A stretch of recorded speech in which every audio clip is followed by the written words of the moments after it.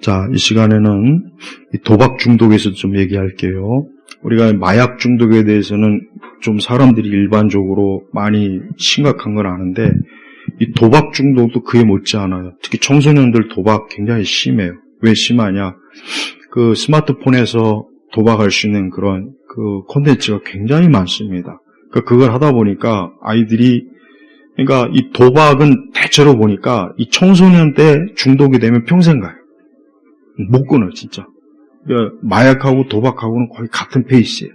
이 뇌의 어떤 작용도 거의 비슷비슷하고, 그러다 보니까 이 도박을 통해서 일어나는 또 많은 성매매, 그다음에 대출, 그다음에 자살, 우울증, 그다음에 장기 매매, 하여튼 이 도박으로 인한 나타나는 그 부작용들이 이렇게 마약 못지않게 심각합니다. 근데 우리나라 지금 청소년들이 의외로 이 도박에 많이 자기도 모르는 사이에 그냥 친구들과 같이 재미삼아 좀 하다가 보니까 나중에는 진짜 꼭 성인 도박처럼 굉장히 그 도박을 하기 위해서 아까 얘기했지만은 불법 대출도 하고, 그 다음에 또 그로 인해서 막대한 채무도 또 이렇게 지고 그렇게 해요. 그래서 이 도박에 대해서도 교회가 이것도 결국 결국 우리 마음, 우리 육신의 정욕의 한 부분이라는 거를 꼭 교회에서도 가르쳐줘야 돼요. 왜냐, 아까 얘기했지만은 거의 대부분의 모든 그 통로가 결국 스마트폰으로 통해서 다 들어와요. 마약도 그렇죠. 마약도 지금 그 SNS 통해서, 계정 통해서 지금도 그게 그렇게 대한민국 검찰부 마약 관련 부서도 있는데도 버젓이 그 마약 거래하는 게 지금도 그렇게 활발하게 돼 있고, 맘만 먹으면 지금도 얼마든지 구할 수 있는 지금 이런 현상인데도 아직도 그거를 이렇게 방치하는 거 보면은 참 맨날 신문에서는 마약 대책해야 된다, 우리나라 또 마약이 어쩌고, 말은 그렇게 하는데 실제로는 너무 많이 퍼져 있거든요. 근데 왜 그거를 계속 저렇게 놔두는지. 또 마찬가지로 이 도박도 마찬가지예요. 청소년들이 맘만 먹으면 얼마든지 접근할 수 있는 그 성인 도박 프로그램이 굉장히 많다고. 그럼 거기에 한번 잘못 발을 들어놓게 되면 이게 한번 청소년 시기에 이 도박의 맛을 보면은 평생 간다고. 내가 그런 사람들을 내가 알고 얘기를 들어보니까 다 어릴 때부터 이렇게 마장 하다가 나중에 가면 진짜 대규모 마약, 불법 도박 이런 거. 그런 거로 돈을 몇억, 몇십억씩 버는 그런 것들이 있단 말이에요. 그러니까 이게, 우리 그리스도인들이 뭐든지 이 중독이라는 거는, 중독은 다 똑같아요. 모양만 달라. 술, 마약, 도박, 게임, 이게 있는데, 결국 중독 형상은 거의 똑같은 현상, 동일한 결론, 동일한 나쁜 열매, 동일한 나쁜 결국은 결말을 다 맺는 거예요. 그러니까 도박도 마찬가지예요. 성인 도박도 예전에 2000년도 노무현 정권 때 그때 크게 대규모로 그때 바다 이야기라고 해가지고 그때도 엄청나게 도박이 진짜 그냥 일반 사람들에게까지 그게 퍼질 정도로 그때부터 이제 엄청나게 퍼진 거. 그때 이후로 많이 퍼졌어요. 그때 이후로. 예. 그래가지고 지금은 이제 맘만 먹으면 얼마든지 그 도박 사이트는 대체로 우리나라에 여기 두지 않고 전부 다 해외에 둔다고 했죠. 동남아시아라든가 이런 해외에 있기 때문에 이게 피해가 커도 우리나라에서 쉽게 이거 어떻게 할 수도 없어요. 그런데 청소년들이 많이 빠져 있어요. 그래서 아이들한테도 미국의 그 크리스천 부모들은 아이들한테 꼭 반드시 어릴 때부터 가르치는 게 있어요. 첫째, 마약, 그 다음에 알코올, 도박.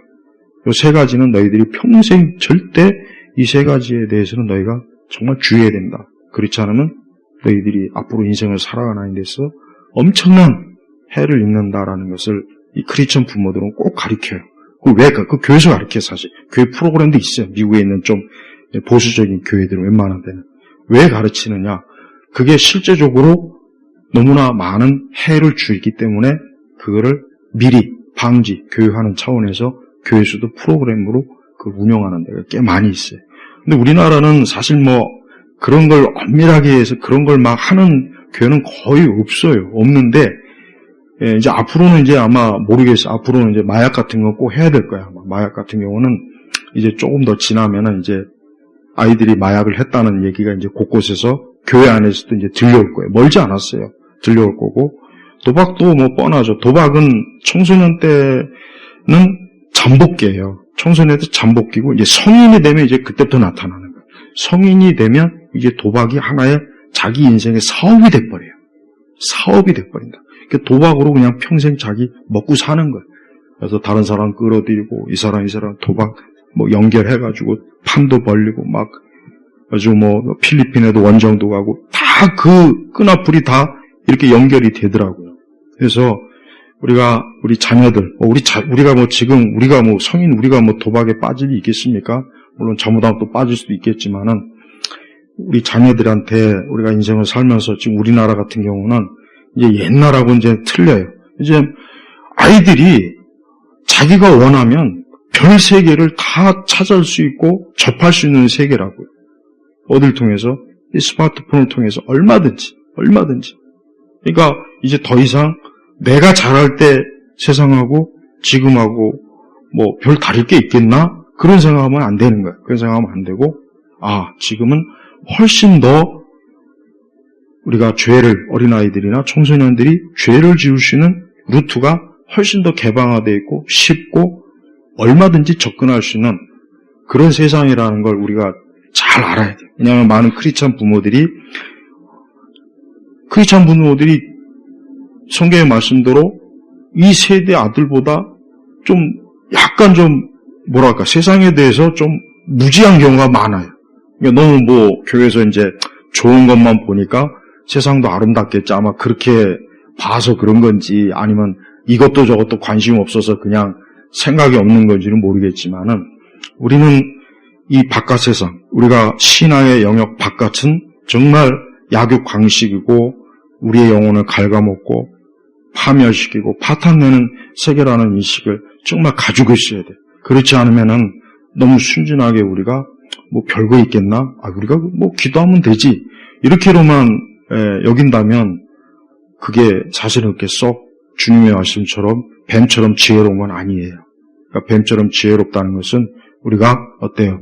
이 세상과 세상의 악에 대해서 어느 정도는 좀 알고 이해를 해서 이런 것들이 내 삶이나 우리 영역에, 우리의 가정에, 우리 교회에 이런 게 들어오면 안 되겠구나 하는 이러한 것 정도는 인식이 있어야 그래도 나중에 어떤 뭐 일이 생겼다 할지라도 뭐 좀 대처하고 뭔가 좀 방안을 구할 수가 있지 않겠어요? 근데 그런 게 없으면 아예 잘못하다가는 진짜 큰 어려움에 빠져요. 그래서 우리의 자녀들을 우리가 살던 시대하고 비교해서는 절대 안 돼요. 악은 더 깊숙이, 더 교묘하게, 더 치열하게 너무 깊이 들어와 있어요. 그러니까 이런 부분에 있어서 이 도박이라는 것도 지금 하나의 똑같아요. 도박, 마약, 게임, 그 외 여러 가지 뭐 패턴은 딱 처음에 접하는 것도 초기 증상도 진행 과정도 이걸 해독하는 것도 똑같아요. 동일해. 그래서 우리는 이런 부분에 있어서 이런 것들도 참 조심해야 되겠구나. 자칫하면 이런 것들이 우리 자녀들이나 우리 아이들에게 또 해를 줘서 잘못하면 이게 그 아이들의 인생에 있어서 큰 참 마이너스가 되고 어려움이 되고 있다 하는 것들을 또 알아야 돼요.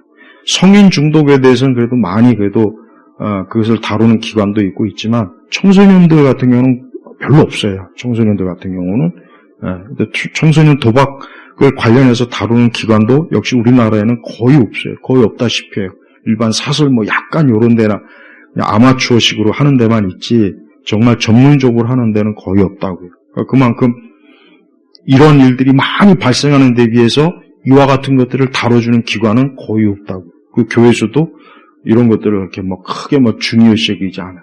그러니까 미국 교회가 우리나라 교회보다 훨씬 더 잘하는 게 뭐냐면 한 가지 뭐냐면 이런 문제들에 대해서 교회가 좀 별도의 어떤 기관이라든가 그것을 담당할 수 있는 그래도 전문적인 사람을 교회가 좀 이렇게 한다는 것. 그래서 좀 규모가 있으면 그런 것들을 해서 교회 안에 있는 구성원들 중에 혹시나 또 외부에서도 그렇고 이런 부분들을 좀 이렇게 해결할 수 있는 그 방안을 또 그런 것들을 교회에서 제시해 주는 거예요. 그거는 참 잘하는 것 같아요. 근데 우리나라 교회는 그런 부분에서 좀 미흡해요.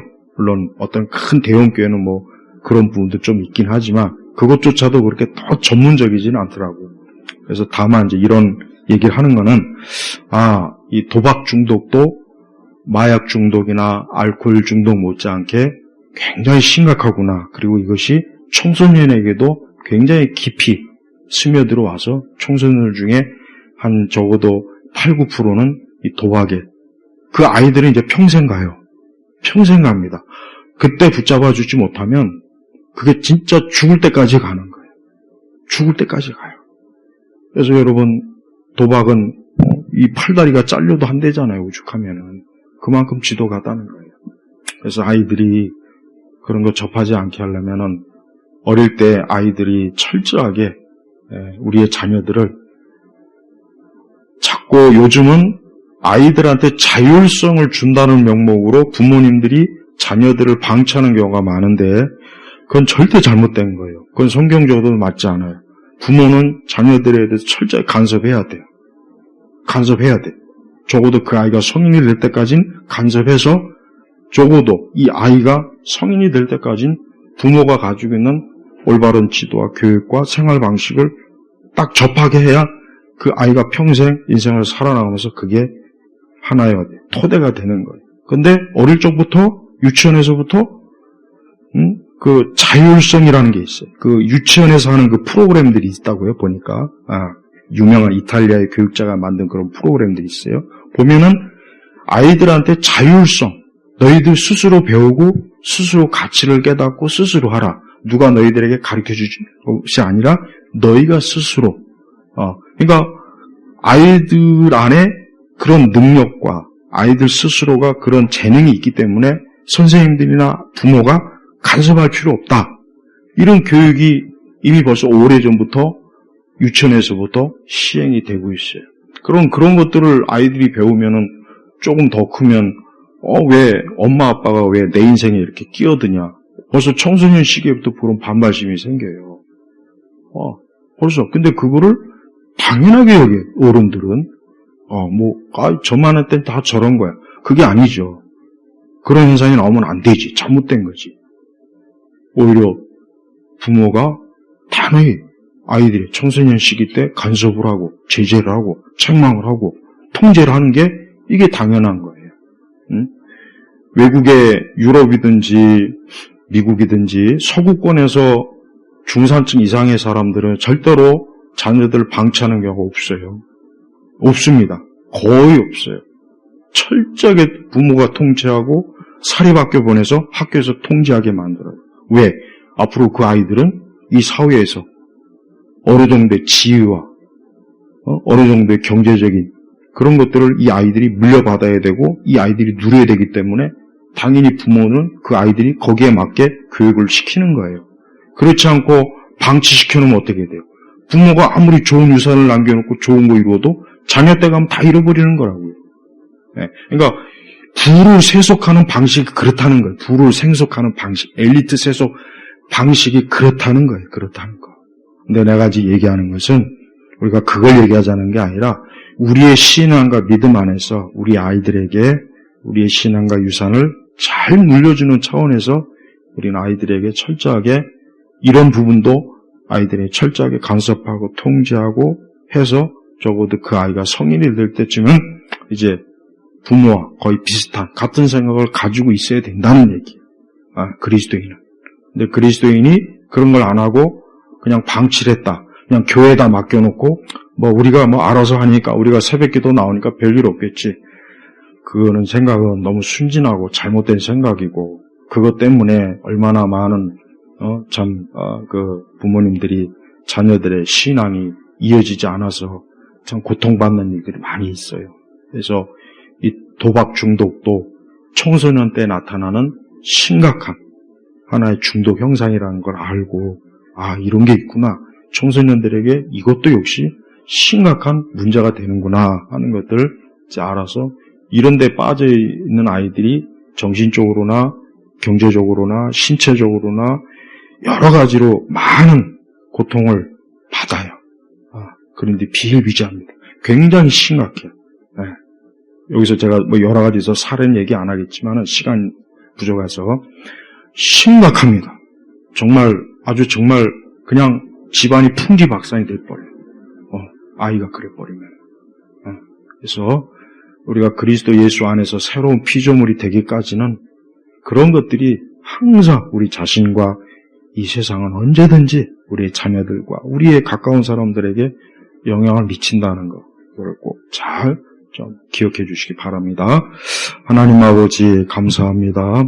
항상 우리의 발걸음을 참 하나님 보시기에 기뻐하시는 선한 길로 이끌어 주시고, 또한 우리 자신도 하나님의 말씀에 따라 우리가 살아나가고 걸어가도록 이끌어 주시며, 우리의 가족들과 우리의 가까운 사람들도 이 생명의 길에 다 들어서도록 인도하여 주옵소서.